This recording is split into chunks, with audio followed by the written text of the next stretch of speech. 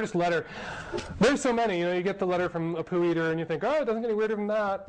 Glad it came by email. Don't want to touch anything he touched.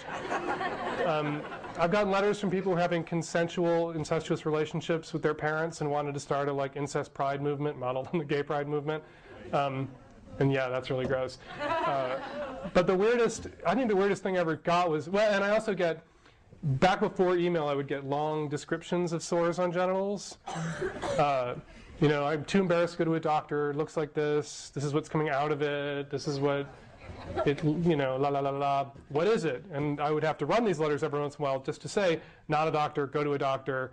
Can't help you, can't print the column in penicillin ink that you can rub on yourself. You're still going to have to go to the doctor, even if I could tell you what it was, which I can't.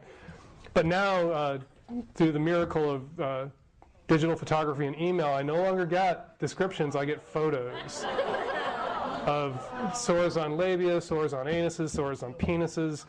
And it always seems, I don't get them every day, so it's not like I'm always on my guard. So I'm usually I've forgotten about them, and then I'll be sitting on an airplane going through the Savage Love Mail, and this huge picture of somebody's diseased anus will pop up. And I'll be in the middle seat inevitably when that happens. And once a woman screamed and said I was masturbating in my seat when the steward came. I was like, no, I'm a sex columnist. Look, would you masturbate to that? And they made me put my computer away for the duration of the flight. I was very naughty. But my favorite sort of weird response ever was, do you remember the Jerry Springer episode they taped that they never aired where he interviewed the guy who married his horse? I interviewed the same guy and aired it when I had a radio show in Seattle. Because I'd said something negative about bestiality in my column. Although I always qualify my negative statements about bestiality. I think it's wrong, an animal can't consent, it's icky. But, if I were a sheep, I'd rather be screwed than stewed, certainly, wouldn't you? We do all sorts of things to animals that they might not consent to, like wear them. And so I don't want to hear about it, but, ew. And somebody wrote in and said, I'm married to my horse, how dare you, how dare you? And there's consent. So I had him on the radio, and I'm like, how can your horse consent?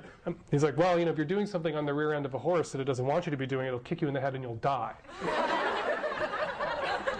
And what part of that no don't you understand, And I was so, he lived in a state where bestiality wasn't illegal, that I won't name. It's Kentucky. I didn't name it. Somebody else did. And he built a house with horsey doors, doggy doors, but 8 feet high. And he'd had a horse wedding ceremony, and his horse fucking friends came. And it was terrifying, this whole hour on the radio. And then I get to the end of the hour, and I realized I haven't asked him if he married a boy horse or a girl horse, which is what we call them in Chicago because we don't know the proper names. And the music's coming up and the producer's going like this. And I went, oh, wait, before we let you go, is it a boy horse or a girl horse that you married? Is it a wife horse or a husband horse? And the producer's going, why? Shut up. And the music's coming up and there's this long pause. And you can hear him drawing himself up over the phone and he chokes out, I am not a homosexual.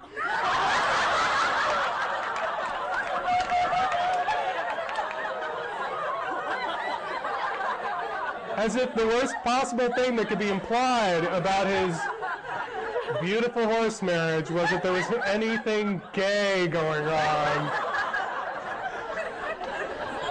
And that's just my favorite thing that ever happened to me doing this job. I am not a homosexual. Oh. Excuse me.